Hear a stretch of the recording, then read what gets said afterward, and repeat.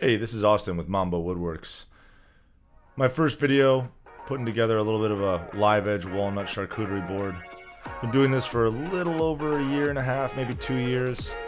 Picked up some tips and tricks along the way to sell these projects pretty easily. Really hope you enjoy this. Thanks for coming by the first video on the channel. Many more to come, Mombo Woodworks. So like with any live edge project, the first thing you have to do is take off the live edge. Some people I see leave it on and cover it with poly or lacquer or something, but I know this is going to be used for food, so I want it to be down to the sapwood, food safe. I start with a hammer and chisel, and then I switch over to just my chisel and my hands. I find a bunch of eggs and sand and dirt under the bark sometimes. That's always fun. So eventually I've got to switch over to a belt sander. I like to start with a belt sander, just hog most of it out. You can see the wormholes in there. This does pretty good work, but I have to keep it moving. If I ever stop for a second and slow down, it'll burn through it, or it'll just make a big mark that I have to come back later and really try to fix with my hands. So I keep it moving, and then eventually, once I know that it's pretty smooth, I check for it for flat, one edge, it's good to go, and then I take it on over to the planer. So I was getting a lot of snipe with this planer when I first got it. I switched to the shelix head, and I also put this melamine table in there. It works really well. That combination was perfect. So once I get that done, I put it over on the finishing setting instead of the dimensioning. It's a much better face, and when I'm doing this kind of stuff, it comes out of here, and I basically have to start with 220. Like, it's really smooth. Best part of this planer, of course, is the fact that it's 90 pounds, so I get to move that around the shop. So I start with the shape at the top, and I do a thumb hole. I don't like to do the big wide handle. I've done those before, but they can break, and the thumb hole is pretty strong. So I do inner diameter with that battery, and then I switched over to this glass. The ratio turned out pretty good, as you can see. Then I just shape it by hand with a pencil. I like something to be... I don't like sharp angles on the top of these. I see some of those.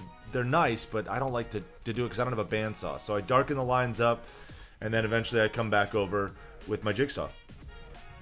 So the first tool that I really spent money on and didn't buy the cheapest version of it was this Dewalt Jigsaw. I love this thing. This is still... It taught me the value of saving and waiting and getting the good one. This thing is great. I do need to get some new blades. It was smoking a little there towards the end. You can see that. But it's a great machine. I love this thing. This is my favorite beginner's hack. I don't have an oscillating spindle sander, so what I did was I got my Craftsman belt sander. It's cheap. It's one of the cheapest ones out there. I just attach it to my workbench and then flip it up. It works perfectly. I don't need to go buy another tool. I can use this for this purpose. Yeah, I mean, I can get to the hard-to-reach places on that front edge there and smooth out the corners. It looks great. It works perfectly. I don't know if I'm going to go away from this. It really does work really well. Eventually, I used a 1.5" Forstner bit to just get through the thumb hole. I'm really pleased with how this thing cuts and how easy it gets through walnut. Just low revolutions and take it slow, clear out the shavings. It works pretty well. If you do a lot of these charcuterie boards like I'm doing, get a routing table. It makes such a difference. I used an 1/8 inch on the thumb hole, and then I went over with a 1/4 inch on the outside edges, both on the top and the bottom. I use this table for almost every project now. Only really rarely am I going to use my palm router, but I love this thing. Alright, sanding time. This is my specialized sanding table. And then I, of course, come over. I did go back to 180 for this project. Felt a little bit rough after working on all the other tools. So I went back with a 180, full tour of the board, top and bottom, made sure I got the edges. And then I do, for sure, do the water pop technique. This works wonders. I let it dry fully, and then I come back over it with 220. I'm trying to hit it from every angle, up and down on the diagonal, and then, of course, with the grain at the end.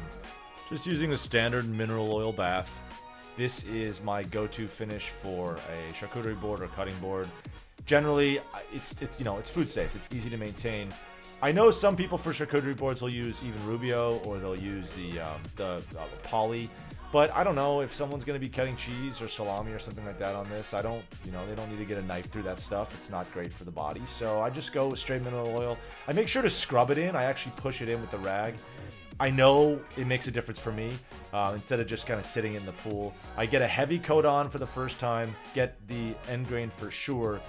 And then once I make sure I nail those down, I let it sit. I probably let it sit like this for about an hour, maybe an hour and a half. Find the dry spots. You can see some there on the end grain.